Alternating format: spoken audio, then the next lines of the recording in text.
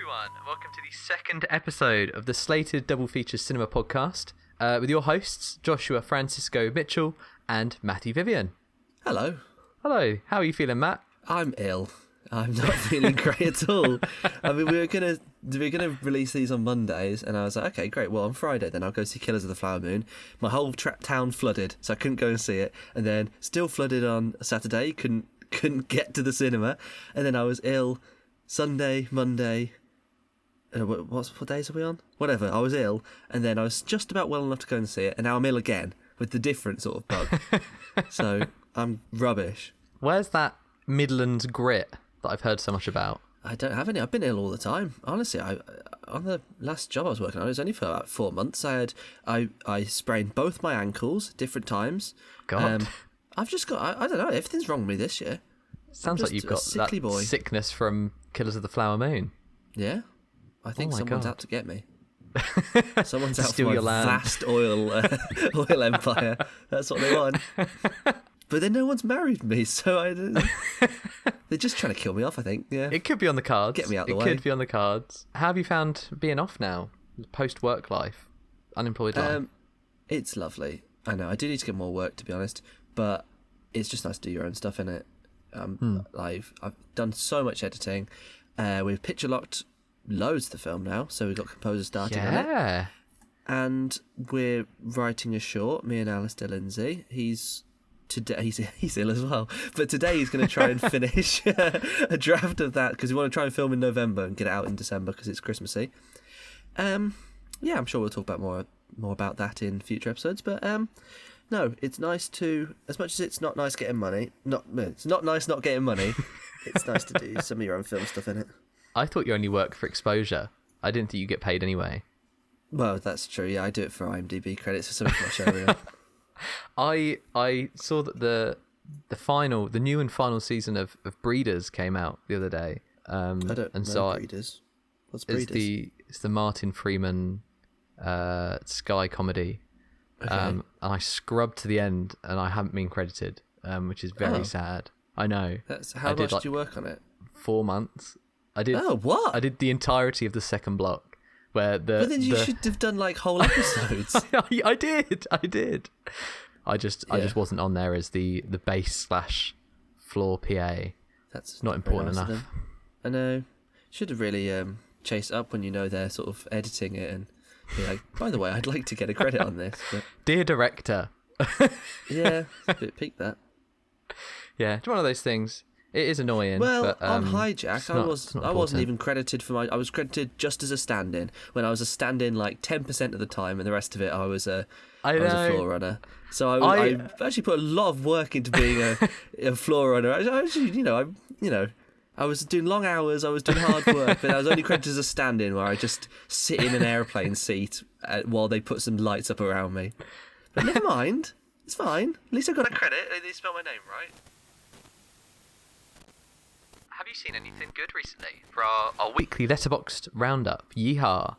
Have I? I haven't seen that much. Let me have a look on my Letterboxd. I have seen Past Lives. That was good. That'll definitely get a Best Picture nomination, I reckon. Still haven't seen it. Who is that by? Celine Song. I'm pretty sure it's her first film. Yeah, it is. Well, she did a great job. It was a good film. I liked it a lot. It's quite emotional. Yeah, no, it's good. It's good. Give it a watch. I saw Godzilla. Godzilla? Which one? There's lots. The 1954. One, yeah, okay. Godzilla -1 is the next one. -1, yeah. What's it called that? Yeah, I don't know. Yeah, the 54 one's very good. Very good. Have you seen it? Nope. Have you seen the Gareth Edwards one? I haven't seen any Godzilla films, which is very bizarre. Wow. I've never seen a King... Oh, no, that's not true. I've seen the original King Kong, but I've not seen any of the like modern ones. You haven't even seen the 1998 Matthew Broderick special? No. It's weird, though, because I do like a big monster. Like, I love a Transformer. And so you think I don't know, I'm sure I'd like him. I like a kaiju, but just haven't seen him. I will at some point. It's very good. And I love monkeys, so big monkey. Big monkey. I think there are... Big dinosaur. There are 2 Godzilla versus King Kong, so you're in luck there. Are either of them any good? I've only seen the new one, and my answer would be no. Okay, great. I saw the latest one's called like Gorilla. Well, no, not Gorilla. What's he called? Godzilla X Kong. Like it's a music collab. I don't.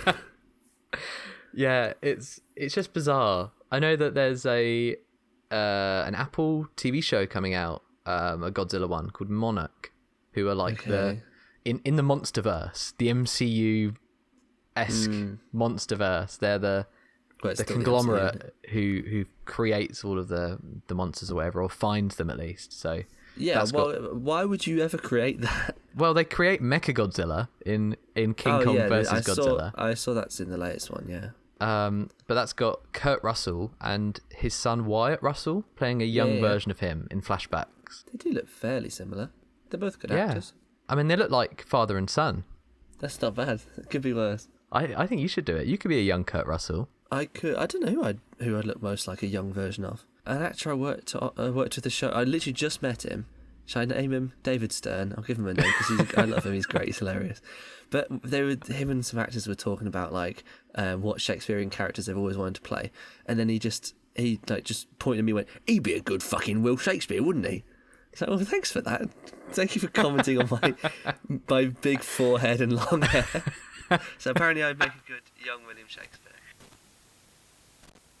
So the films for this week, starting off with our new release, the new Martin Scorsese joint, Killers of the Flower Moon, or KOTFM, for those looking to abbreviate. It's too long. Too long. It is. Too long a film. Oh, did So starting off with a non-spoiler look.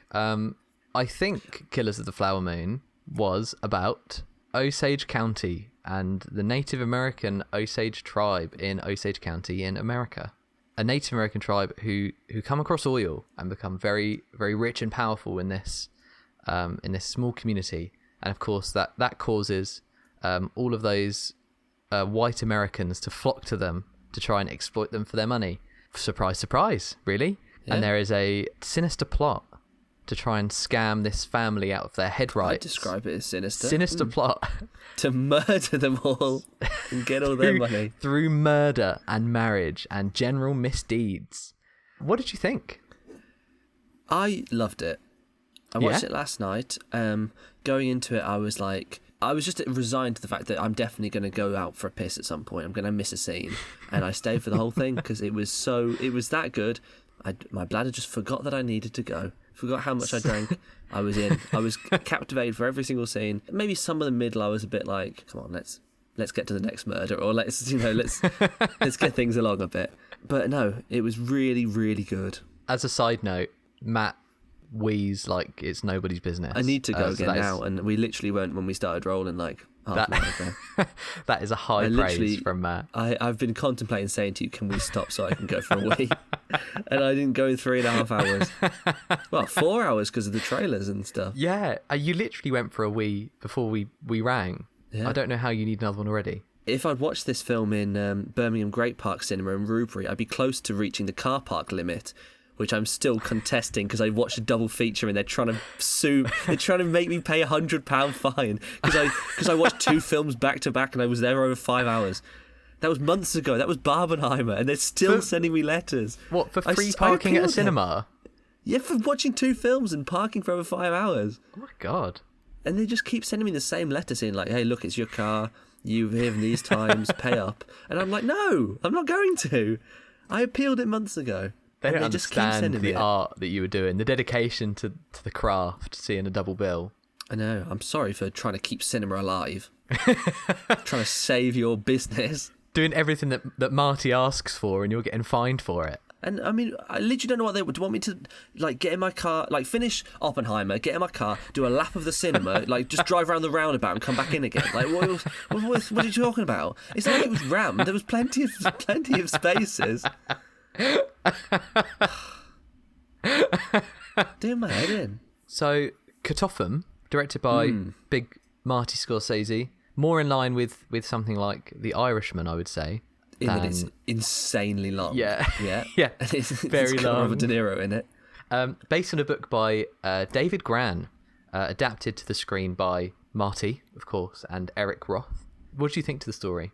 I thought it was very good. I do feel like there's not very much we can talk about non-spoilery, though, because I didn't really know anything going in apart from it was about some Osage murders by white people in the past, and the FBI got involved.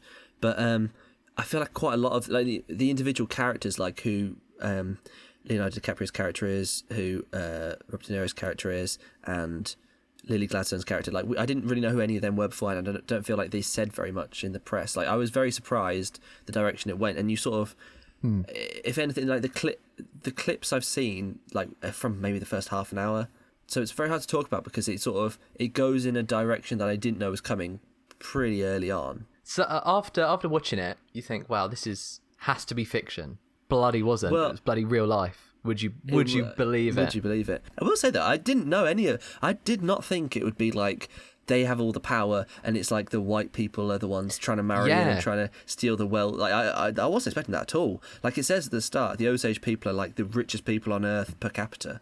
I don't know if that's still, or is that just back then? I don't know. Die in this movie, don't they?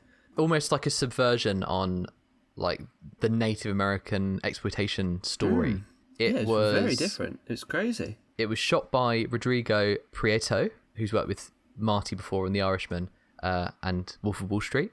It was shot very well. It's very gorgeous. Really, it was. Yeah, it was very really flat lovely. colours. But I thought it looked. Yeah, it did look nice. Something I did find interesting when watching it is I thought it would be like. It wasn't flashy at all. Like it wasn't. It was definitely like cinematic, quote unquote. But it was, most scenes were basically like an establishing shot and then like a shot reverse shot or something. It was very, very simply shot. It was just, I mean, that's what happens, I guess, when you work with some of the best actors in the world. Like it was basically just, we take a back seat and we just see what happens. It wasn't any like fancy montages really. There was a few odd bits of camera work. There was a bit where the camera went all the way around a house and then like every room as people are like running around and then it ends on I've got dying something mother. I want to say about that later. Actually, there's stuff like that, but like for the most part, it was pretty much just okay. Here's the shots we've got. This is the DiCaprio shot. This is the De Niro shot, and then we're just staying on this. And then I don't know. It was quite interesting how when you've got that much confidence in the actors, that's what you can do. Well, that's what you get. Like you said, that's what you have. That's what you do when you've got the best actors on the planet in your film with the best director on the planet. Yeah, well, I'm just used to like you don't need to do anything. When I make my own stuff, you need to get loads of coverage because you don't have that sort of freedom. You have to sort of assemble the performances in post. But this was so. It almost felt like watching a piece of theatre, a very, very long piece of theatre. Rodrigo Prieto was also the DOP on Barbie. Barbie was very nice looking. And it was almost like well if Oppenheimer hadn't have come out at the same time, this could have been an easy double bill because they're very visually similar, very tonally similar. Yeah, so I can see them being like sister pieces maybe in the future. Yeah.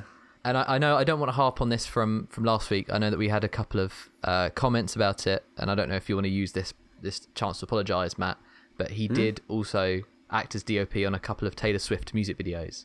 I'm sorry. In 2020. Oh, all those music videos that I've seen many times. And great performances all round as well. Yes, they were. Great And it was weird because I was going into it thinking like, oh, Jesse Plemons is in this. Love Jesse Plemons. And then we were reaching like the 3-hour mark and I'm like, where's Jesse Plemons?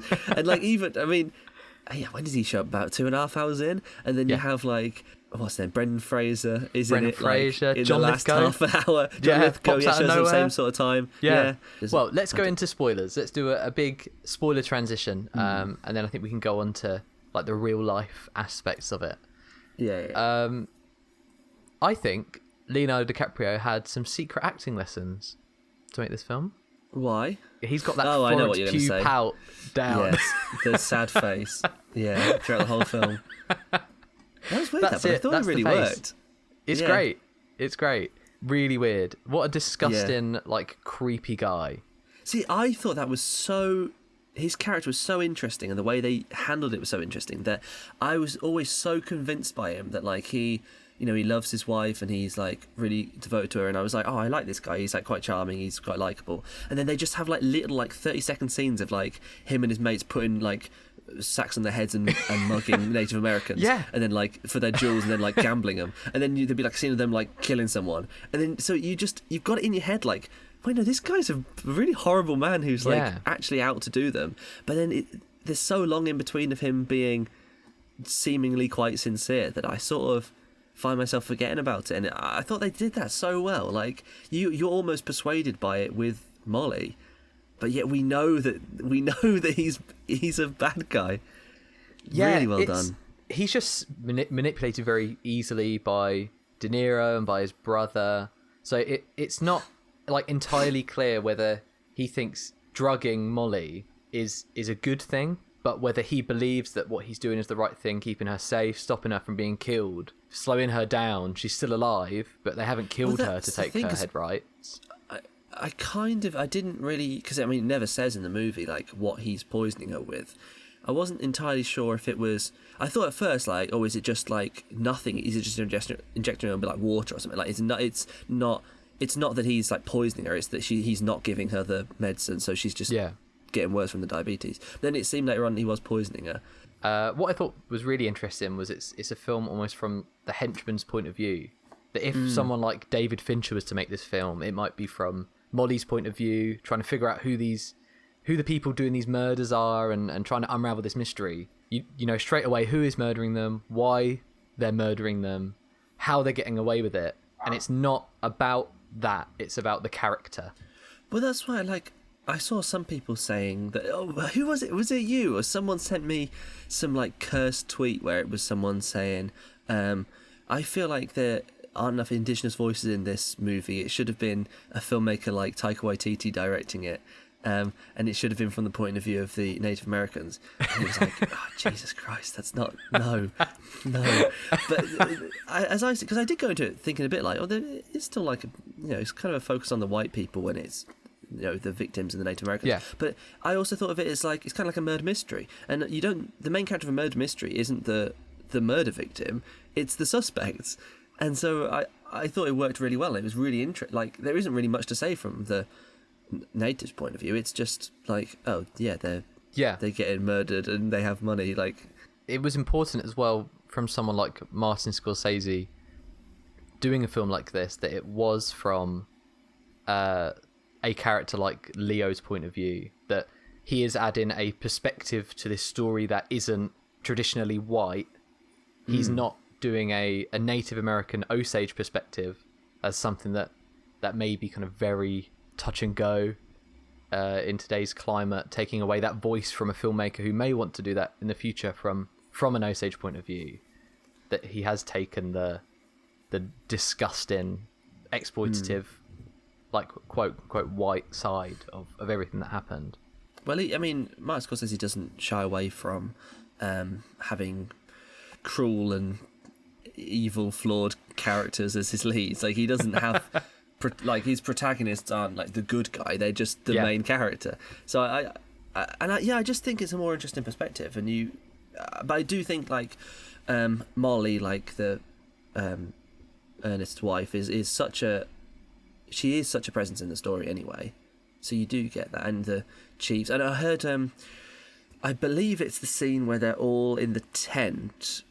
So loads of the chiefs are like actual like Osage. Yes, or, like, I've got chiefs. something to say about that as well. Actually, So how funny that you brought that up. I'm pretty sure I heard Martin Scorsese say that he was just off doing something. And then he walked into the tent, and that chief was just telling this story about his people and how, the way it is, their whole way of life, and how it is their interaction with white people and that. And everyone was just captivated. And he was like, right, do that again and we'll film it. And I'm pretty sure it's that bit where they're all of them in the circle in the tent, isn't it? That's the impression I got. It was that bit. Yeah, I was going to say that was a great scene. Like, it was really, and considering it was pretty much improv. Some of the performances seemed very naturalistic. It was almost like a neo-realism, like Red Rocket-esque thing. A lot of the actors seemed like non-actors, like exactly like that guy you've just said. To be honest, the only two performances I thought felt like this is an actor is Leonardo DiCaprio and Brendan Fraser. I thought they were both like, these are like sort of theatrical, heightened, like wacky characters to a certain extent. They're doing something a bit weird with it. Whereas like everyone else, was just totally just like a real person. I loved the autopsy in public, just sawing a woman's horrifying. head off Why and did they digging do that through in her public? brain to find a bullet. I don't know why they did that. That's the kind of just bizarre like piece of a story that could only be in real life, that you can't write that because you think that's you never write that because you'd be like, why would you ever do that? Yeah. No, absolutely. That was horrifying, seeing her face and her screaming as it was happening. I know. And then they get questioned in it at the end and they're like, nah, didn't do it. Just doing my job. Yeah. That seems about right. Going back to the roaming shot that you mentioned earlier, I thought that was a very interesting way to make it feel like a living, breathing community. Like just going through the house and then seeing just snapshots of people's lives. It really kind of gets you in the world and gets you invested in this thriving community that is then reflected later on in the film, where it does almost exactly the same action through the empty house. Yeah. And they go down to the basement, and that's where you find Molly and her kids and like the nanny. Just because everyone else around her had been murdered by that point. Yeah. Very, very clever, very simple, but very effective. Like that comparison there. It was, and I mean, another sort of the minimal sort of artistic parts of the movie is, I loved like Molly's introduction when she's talking about, she's like listing off the people who've been murdered, and we're seeing like their murder and them like lying dead in a bed and then in other places, and that was so, oh my god, that was so like shocking. And I think what is so sort of shocking is it's not just like, oh, there's one serial killer, as it were. It's like, no, the whole town is in on this pretty much, like so many people, and they all want a piece of this money, and so it's sort of, it's not just, it's not a secret. They all know who they can go to, who they can pay off to go and murder someone. Yeah, like and bribing a guy with a car to go and murder a family. And it's like, if it weren't for the fact the FBI had just happened to have just been founded, then they would have got away with it all. And that's what kind of why they're so shocked when the FBI come in. They're almost like Leo's just frozen in his tracks, and De Niro doesn't really know what to do either, because they're just like, whoa, what? No one cares about this. Who's investigating? Like, what do you mean? What do you mean? Like, you actually think we should get some justice for these people? I thought that point, the FBI turning up, is very similar to Goodfellas, where it's his story, kind of his rise to being a gangster, and then when the police rock up, then it changes, like that paranoia investigation into him and how it leads to their spiral and eventual downfall. Yeah, I think there was like two other, there was that, oh my god, like I was creasing in the cinema. I don't know, it's like one of these like black comedy moments. That guy who, what was his name? He had like a girl's name. It was like Kelsey or something. I can't remember what it was called. But he was like, so say if I married this woman and adopted her children, if they were to die, then would I inherit their land? Do you realise you're talking about abducting and murdering these children? That was so funny. But I know he was arrested, because you see his trial later as well. Yeah. But I think there's 5 people, and then I think there's one other. But yeah, half of them got killed off by the uncle to try and tie off loose ends. But I love how all of those side characters, like you said, that guy and the dynamite guy and the guy who stole the car, they're so like visually unique. Yeah. They didn't just look like an American actor. I wouldn't have been able to follow it if they weren't so sort of quirky. Then I wouldn't have been able to remember who was who. I think you need that. You need that shorthand to be like, oh, it's the guy with the big moustache, or the guy with the sad face, like the chiseled jaw man. Yeah. That actually brings me on to one of the criticisms I had for the film. Okay. I thought the timeline of it was very hard to follow. I thought it was very muddy. Well, they didn't really make their appearance look any different, because it takes place over 12 years. I think it's 1919 to 1931, and they look exactly the same. And Leo's hair's parted slightly differently, but apart from that, other than they look exactly the same. They get pregnant. The kid grows up. It's just their kids you can really tell through, like how almost, fast their kids age. If you're not following that, you could take it as it happening over a couple of months. I wish that it was more explicit with when things were happening, so you could see that ramp up. How you're not sitting there thinking, but how have they not figured out who it was, because they're clearly all being murdered over a short space of time. I do get that, like, right, Molly, why aren't you running for the hills? Because it is like your mum and like all of your sisters have been murdered, and like very clearly and in the court when it's listing out like everything that's happened, and it's like, well, there's literally no way that they couldn't be guilty. Like, it's so there's no. But then I mean, if it went for the FBI, then they would just get away with it, because they're like, yeah, but he was a bit sad, so he just killed himself, even though it was in the back of the head. And I also thought the soundtrack was a bit ropey. I don't remember any of it. It was the same, like, repeating motif, and I understand why there was soundtrack almost the entire way through, because it was so long, and you have to keep it moving. Can't remember a single melody though. but it's like you listen back to it and it's like the same soundtrack, other than important beats. It's just the same track, and I found that very distracting. That's fair. Who did the music? I don't know. I didn't even look it up because it annoyed me. Out protest, I did not even look up their name. It's Robbie Robertson. I don't know who that is. They're from Lazy Town, aren't they? Yeah, that's yeah. We are number one. No, he's dead. So you just slagged off a dead man. So the soundtrack man. Yeah, he died in August. He died from my review just then. I'm so sorry, Robbie Rotten. Any closing thoughts on what is it? KOTFM? I don't think so. I think we've talked about it for long enough. It's really good. Watch it. Very good. I mean, Go I think it's gonna. I'm pretty sure it's only in the cinema for like a week, though, isn't it? Please go and see it, because then you won't be able to look at your phone while it's on. That's something that I was very conscious of. Oh my god, the woman in the aisle next to me was like on her phone for ages. I wanted to throw my fucking Tango Ice Blast at her head. She's doing me. Oh my god, go and see it in the cinema. So much. You can't be distracted other than other people on their phones. Yeah, to be fair, it was dead silence. Like, one person went up for a piss about 3 hours in, and everyone stared at her because it wasn't even you. It wasn't me. That wasn't me.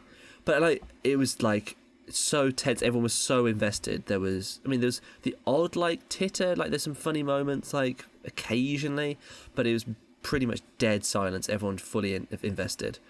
So yeah, cinema's a great place to watch it. But I don't know if you'll get a chance by the time this is released. So I might have to watch it on Apple TV. Dead silence, like many of Molly's relatives. And the composer, rest in peace. Rest in peace. Killers of the Flower Moon, rest in peace. Not the actual killers, but the people they killed. Well, they are also dead. Oh, but they're murderers, so they don't not rest in peace. They're horrible people. Yeah, they just rest. I think some people knew going into it, like Martin Scorsese's got like a cameo at the end, but like I swear I heard his voice another 2 times. I think I might be wrong, but I'm pretty sure I heard him taking that big photo in DC, like all of the Osage. It sounded like it was his voice, like telling them where to stand and stuff. And there was another bit where someone was buying something near the start. It sounded like it was his voice. I don't know. It was a nice surprise to see him at the end. It was, yeah. I thought it was kind of fitting, like how he's the sort of storyteller of this, and he's the one. It's better than just, all these biopics just end with like a bit of black text and some photos saying like, this person died at this age and whatever. It was actually quite nice how the storyteller of it comes out and he just tells the audience. He comes out of the shadows like the Wizard of Oz. He's like crying as he does it. I've had a wee. Let's talk about Pocahontas. Go for it. What was Pocahontas about? Oh god, I saw it like a week ago. I don't really remember. So it's about a Native American woman called Pocahontas, no relation to the real-life Pocahontas. Anyway, white people come to colonise America. Bit evil they are. John Smith, who is Mel Gibson, falls in love with Pocahontas for some... I think they're just because they're geographically next to each other in some scenes. So they fall in love. She tells him about, you need to paint with all the colours of the wind. I think he dies? Oh, no, he doesn't die. He gets ill. Because he dies at the start of the next film, which I haven't seen, but I've heard he just gets murked immediately. I think he gets like shot or something. Yeah, he gets shot. And then he goes away in the boat back to England, and they say bye. That was it. It was quite short. Not very much happened, but I did enjoy it. It flew by. Yeah, which is weird because normally when you watch like shit movies, like they sort of go really, really slowly. But whenever I watch like the other Disney princess film, I either have seen them as a kid or like not even seen them at all. They've all dragged. Like this doesn't drag at all. This flies by. Actually, I did enjoy it. Yeah, directed OBS, a Disney Renaissance film. OBS. Yeah. Directed by Disney/animation veterans Mike Gabriel and Eric Goldberg, and composed by Alan Menken and lyricist Stephen Schwartz. Alan Menken always makes bangers. Famously, they were very good. They're all just tried and tested creatives. Oh really. Yeah, it's so formulaic, this whole film. Yeah. It's just paint by numbers in it. But what paint by the wind, more like paint by the blood colours of the bloody wind. How would you rank this with the other like Disney princess films? Because I watched them all. Like I haven't seen Beauty and the Beast in a long time, but I've watched like most of the rest of them like this year. So I sort of feel like I've got, and Aladdin I haven't seen either. Like so, kind of. How would you rank them? Because I'd put this pretty high, but not at the top. For better or for worse, it was just as you'd expect it. A Disney film of this era, princess film. There's no twists. There's no turns. No. There's a villain that is flat. Yeah, he's because just it's a kids' film. Cartoon villain, isn't he? Yeah. But it's unfair that this came out the same year as The Lion King. See, which is a different story. Yeah. No, this was the year after. This was 95, wasn't it? Because Lion King was 94. Sorry. So they were in development at the same time. Yeah. And Disney put their A team onto Pocahontas because they thought it was going to be the bigger hit, and put their B team onto The Lion King. And The Lion King is one of the best films of all time, which is just a shame for Pocahontas. I never particularly loved The Lion King, but I do think... You said you loved the live action one, didn't you? You said you loved how they got the real lions. This is cinema. Like, finally, I don't need to watch all these flat images, all these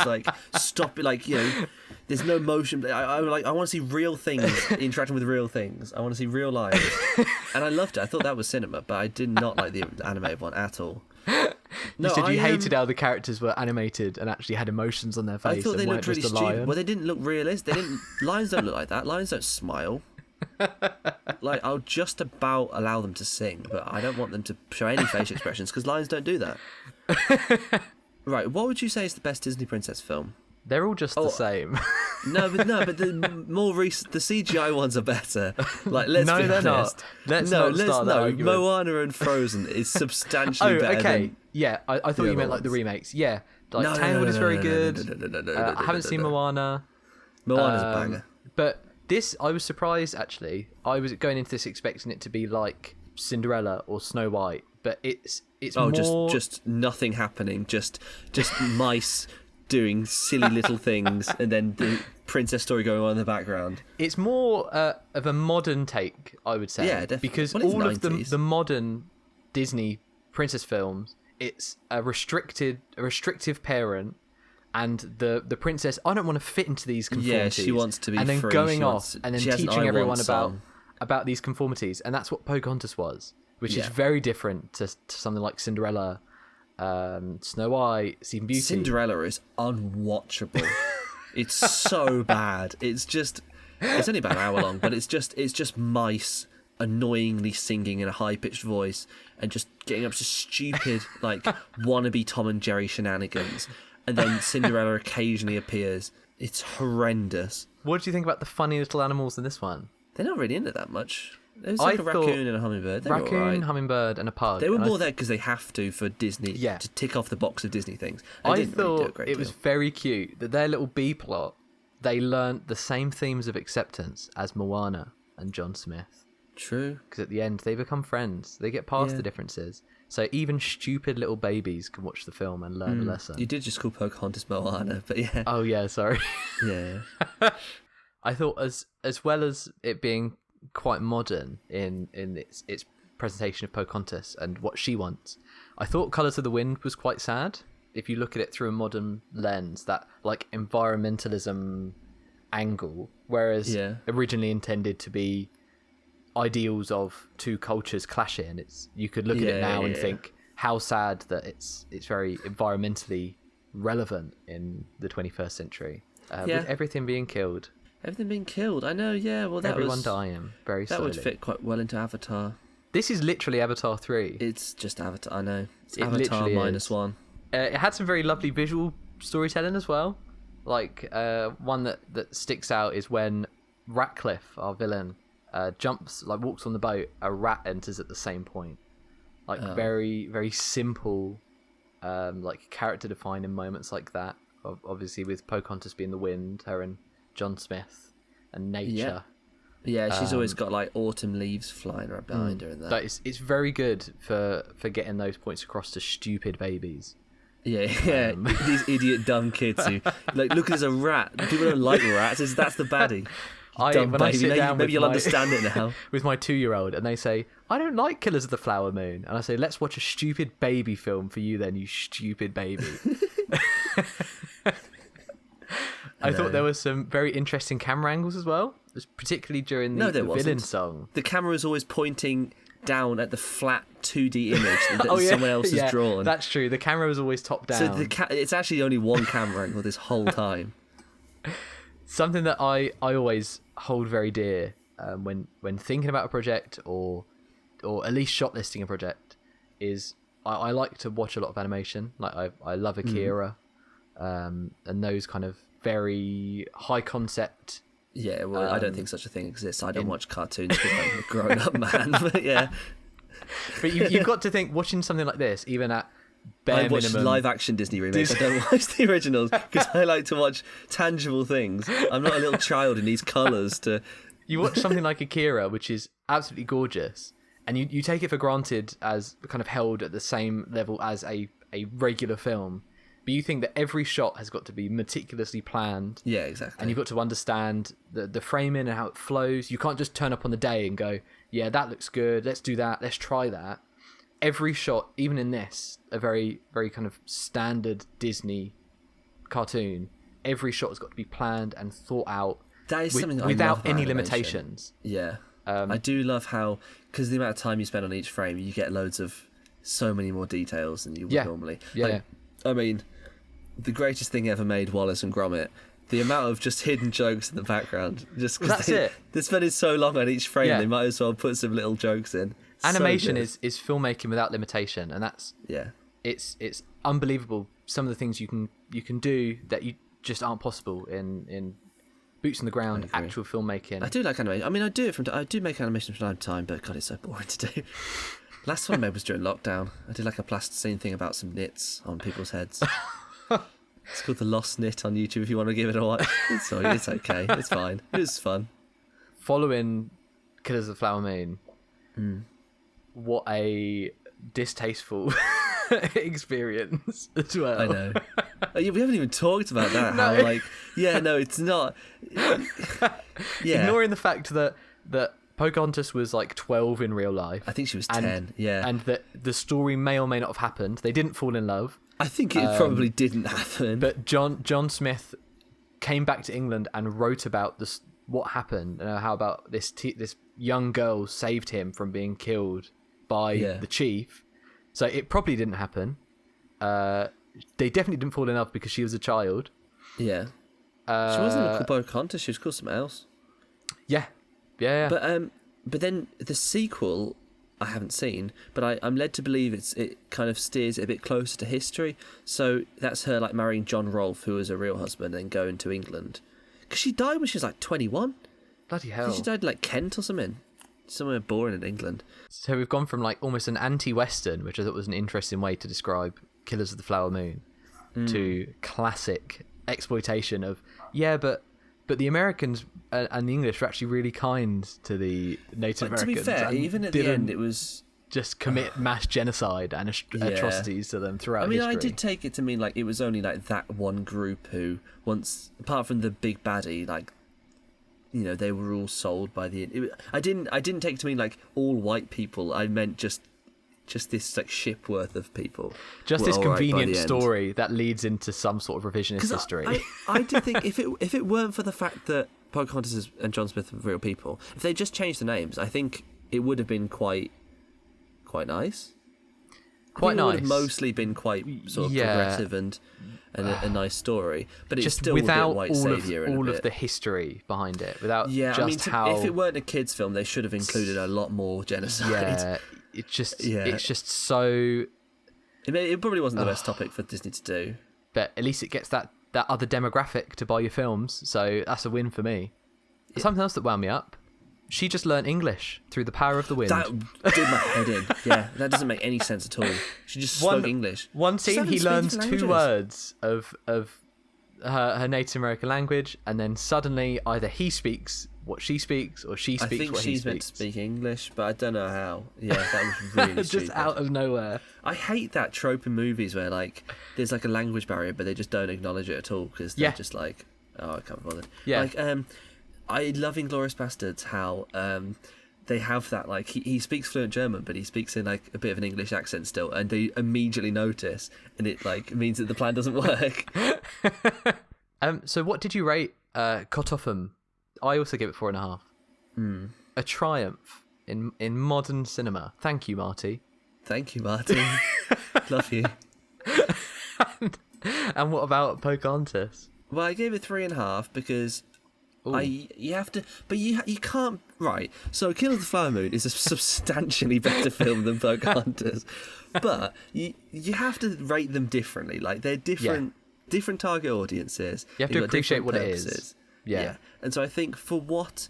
I mean, originally gave Pocahontas 4 stars, and I was thinking, like, well, if we treat it as a kids' film, if Toy Story is 5 stars, there is no way Pocahontas is 4. Pocahontas is for stupid babies who can't understand the social nuances of Killers of the Flower Moon. I think it's mostly just I like a musical. I like the songs. Yeah, I was expecting more bangers. Really. I thought. Yeah, there were only a few. The Colours of the Wind was really the only one. It's not like The Lion King, where every song is a banger. I also remember, like, just around the river bend or something, and there was, like, savages, barely even human. When they started singing that song, I was like, oh, good God, like, this isn't good. And then they did, like, the other way around, so, like, the natives are singing it about the white people. It's like, oh, okay, well, you know, I get it now.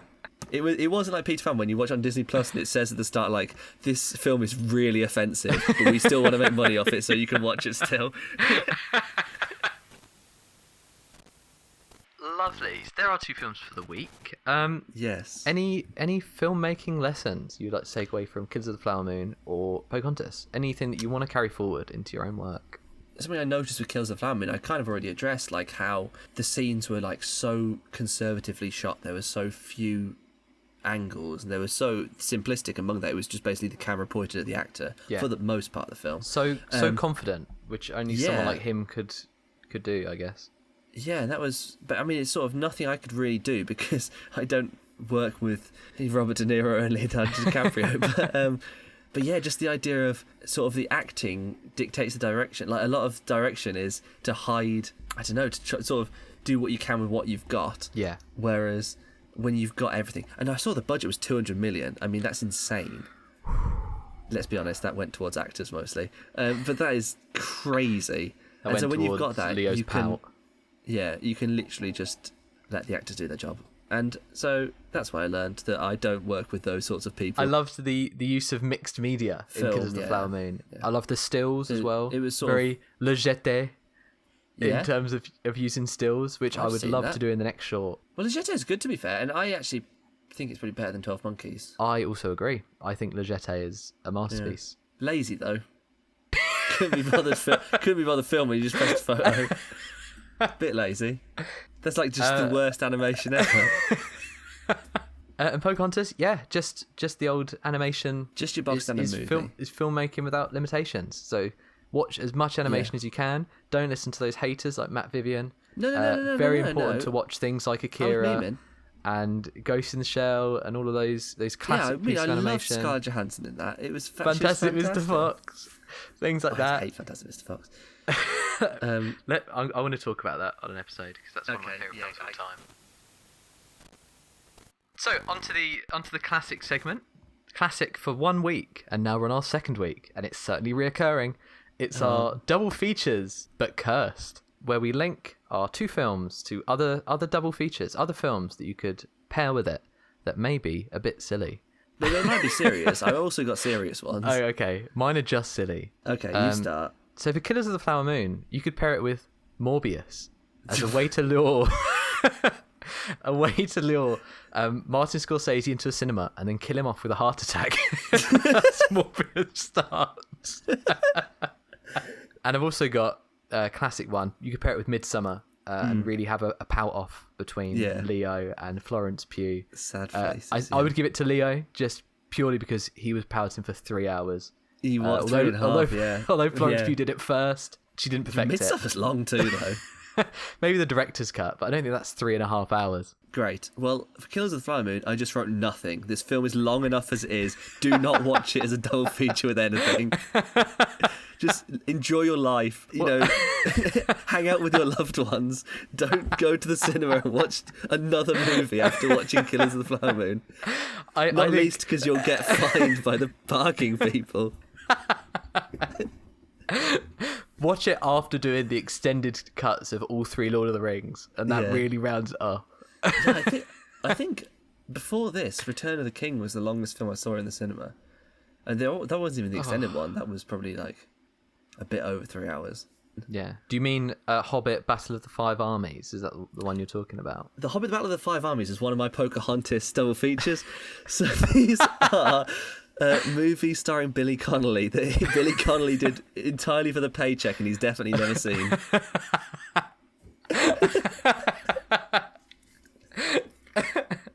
Have you got any more for Pocahontas? I've got Great Showman, movie musicals that would have been much better if they just changed the names so they didn't glorify real life awful people. I've got Avatar. I mentioned that already. It's the same movie, isn't it? And my last one was the dash cam footage from Mel Gibson's 2011 Arrest, which the connection being Mel Gibson being a white supremacist. I've got Pocahontas and Braveheart for unconvincing accents by famous bigot Mel Gibson. So I think we're on the same page at the end there. And that rounds off our two films, KOTFM and Pocahontas. And now we're on to our listener short reviews and letters. So I'd like to start off by doing a couple of shout outs of people who commented on our last episode. Okay. I thought that could be quite nice. I don't know any of these. I've picked out two out of the hundreds we've got. I picked out two people. That took you a while. It did. Ali Keeling said, I loved it, and I love Taylor Swift. So maybe you should direct your Taylor Swift apology towards him. I don't care enough.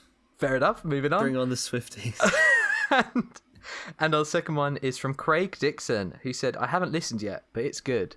So thank you very much, Craig. That's fair enough. I mean, I don't blame you. I also commented and said that Matt fellow is funny because I think you deserve the recognition. Oh, thank so you. Any listeners out there, if you have any short films you'd like us to talk about in our limited filmmaking understanding, please send them through. Our email is in the bio for anywhere you can hear this. But we thought this week we'd like to look way back into the filmography of Big Marty S and look at his short film, Wallace and Gromit: A Close Shave. Oh, yeah. Oh, right. Now, this is a banger.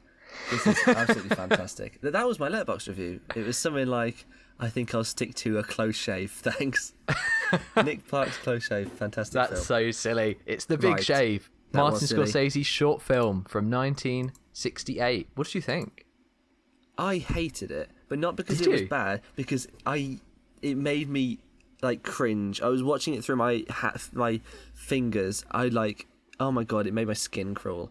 I despised it. So when I was a kid, now this can't have happened, and yet it's a memory that I have. I was at the Steam rally, which is like when they show off loads of Steam vehicles and they've got like a fun fair. It's just in the field opposite my house. It's every year, but I've not been in a while. Anyway, when I was a kid, I was there. They had like circus, like sideshow stuff, and there was a guy who just got a razor to his big like muscular arm, and he just shaved the skin off, and it was horrifying. Now I remember that. And yet that can't have happened because why would that be an act? Yeah, I have a vivid memory of that happening. So that's weird. But anyway, I find that stuff really horrible and hard to look at. So when he was shaving in this film and he's bleeding loads, it was really gross for me. And also when you do cut yourself shaving, especially on the lip, it does sting a bit. So that was making it was relatable.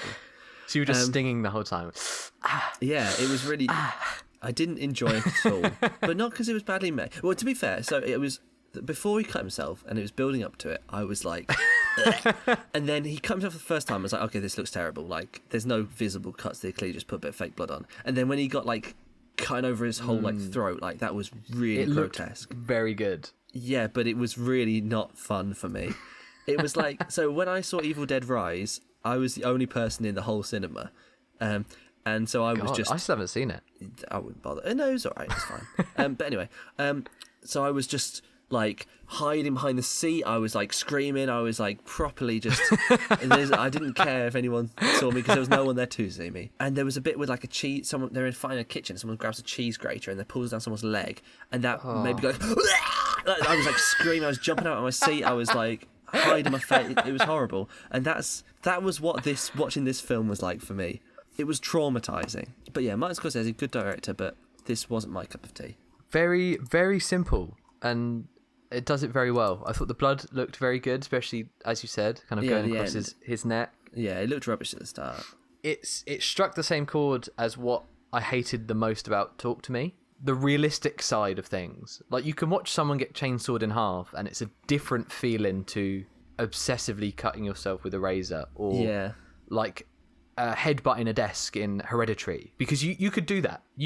I could right now just start headbutting the desk if I wanted to. It's even worse than something like Saw. Saw is very gory, but it's not feasible, is it? It's not like a tangible thing that could happen. No, and they always have like 10 times as much blood as a person really has. Yeah. It's just about looking. It's just about spectacle, really.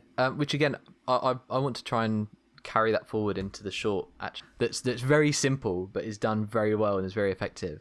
But yeah, it's just a short film of a guy shaving and then taking it a bit too far. He doesn't react as if he's taking it too far. It reminded me a lot of the shaving scene from The Royal Tenenbaums. That's what I thought you were going to say. Great film. It is. 10 out of 10. It is. But very good. Very good short film. Very simple, very to the point. Not really much to improve, really. Yeah, there's not much else to build on. He did a good job of what he set out to do, but what he set out to do was not my cup of tea in the slightest. You set out for a cup of tea and he delivered you a cup of blood. I would rather watch a close shave. In fact, I might do that now. So thank you very much for listening, everyone. Thank you for the lovely feedback on our first episode. Thank you. Make sure to rate it 5 stars on Spotify and on Apple, and give us a follow on all of those, and YouTube and all that stuff. Please leave any funny comments, and we might read out your funny comment next time. And any shorts you've made, or that you any shorts that you could get us to react to, or else I'm just going to react to Wallace and Gromit. Yeah. I'm happy to do a close shave, to be honest. If no one sends in a film for next week, we're going to watch The Big Shave again and get a live Matt reaction. And I'm going to watch a close shave instead. Lovely. So thank you very much. Thanks, Matt. I know you're not feeling very well, so thank you for the call and making the effort. That's very kind. It's all right. I've had a good time. Thank you. I'm glad. Well, thank you for listening.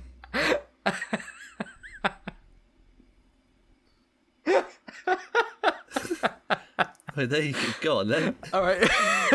Do it again.